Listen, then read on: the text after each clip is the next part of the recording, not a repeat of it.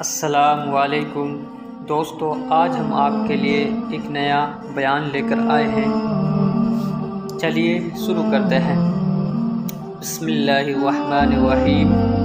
حضرت حذیفہ ایک صحابی تھے جو فرماتے ہیں کہ غزوہ خندق میں ہماری ایک طرف تو مکہ کے کچھ کافر اور ان کے ساتھ دوسرے کافروں کے بہت سے گروہ تھے جو ہمارے اوپر چڑھائی کر کے آئے تھے اور حملے کے لیے تیار تھے، اور دوسری طرف خود مدینہ منورہ میں بنو قریظہ کے یہود ہماری دشمنی پر تلے ہوئے تھے، جن سے ہر وقت اندیشہ یہ ہوتا تھا کہ کہیں مدینہ منورہ کو خالی دیکھ کر وہ ہمارے اہل و عیال کو بالکل ختم نہ کر دیں۔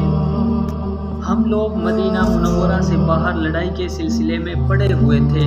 منافقوں کی جماعت گھر کے خالی اور تنہا ہونے کا بہانہ کر کے اجازت لے کر اپنے گھروں کو واپس جا رہی تھی، اور حضور پاک ہر اجازت مانگنے والے کو اجازت دے رہے تھے۔ اسی دوران میں ایک رات ایسی آندھی آئی جو کہ اتنی بھیانک تھی کہ اس قدر آئی، اس سے پہلے ایسی آندھی کبھی نہ آئی۔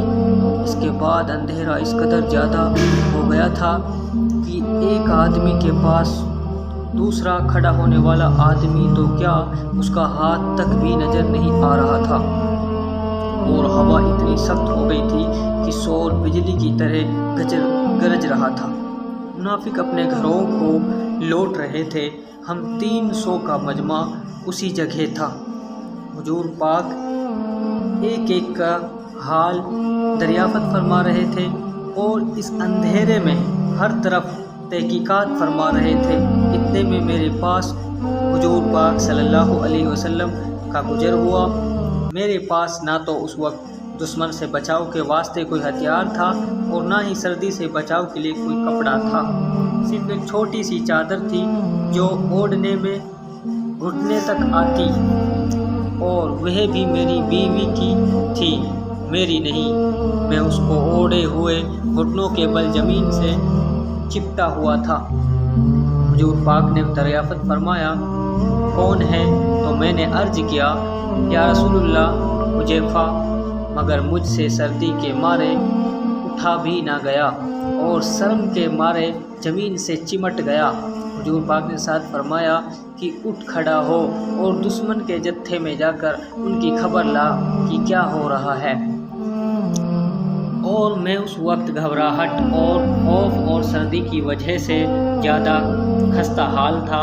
مطلب اس وقت اس صحابہ کی جو حالت تھی وہ بہت خراب تھی، مگر تعمیل ارشاد میں اٹھ کر فوراً چل دیا۔ جب میں جانے لگا تو حضور پاک نے مجھے دعا دی، کہا، یا اللہ، آپ اس کی حفاظت فرمائیے، سامنے سے بھی اور پیچھے سے بھی، دائیں سے بھی اور بائیں سے بھی، اوپر سے بھی اور نیچے سے بھی۔ حذیفہ کہتے ہیں کہ حضور پاک کا یہ ارشاد فرمانا تھا، گویا مجھ سے خوف اور سردی بالکل ہی جاتی رہی، اور ہر قدم پر یہ معلوم ہوتا گیا تھا گویا گرمی میں چل رہا ہوں۔ حضور پاک نے چلتے وقت یہ بھی مجھ سے ارشاد فرمایا تھا کہ کوئی حرکت نہ کریے، چپ چاپ دیکھ کر آ جانا کہ کیا ہو رہا ہے۔ میں وہاں پہنچا تو دیکھا کہ آگ جل رہی ہے، اور لوگ اس آگ پر اپنے ہاتھ سینک رہے ہیں، ہاتھ سینک کر اپنی پیٹھ پر لگا رہے ہیں۔ ایک شخص آگ پر ہاتھ سینکتا ہے اور کوکھ پر پھیرتا ہے، اور ہر طرف سے واپس چل دو، واپس چل دو کی آوازیں بلند ہو رہی تھی۔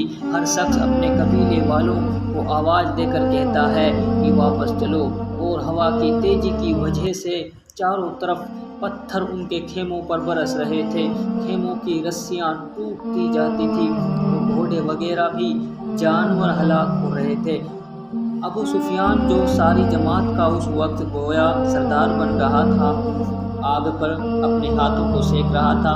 میرے دل میں آیا کہ موقع اچھا ہے، اس کو نپٹاتا چلوں، لیکن میں نے ترکس میں سے تیر نکال کر کمان میں بھی رکھ لیا تھا، مگر پھر حضور پاک کا ارشاد یاد آیا، کہا کہ کوئی حرکت نہ کرنا، دیکھ کر چلے آنا۔ اس لیے میں نے تیر کو ترکس میں رکھ دیا اور ان کو شک ہونے لگا تم میں کوئی جاسوس ہے، ہر شخص اپنے برابر والے کا ہاتھ پکڑ لے۔ میں نے جلدی سے ایک آدمی کا ہاتھ پکڑ کر پوچھا، تو کون ہے؟ وہ کہنے لگا، سبحان اللہ، تو مجھے نہیں جانتا، میں فلاں ہوں۔ میں وہاں سے واپس آیا، اب آدھے راستے پر تھا تو تقریباً 20 سوار بندھے ہوئے مجھے ملے۔ انہوں نے کہا، اپنے آقا سے کہہ دینا کہ اللہ نے دشمنوں کا انتظام کر دیا، بے فکر رہیں۔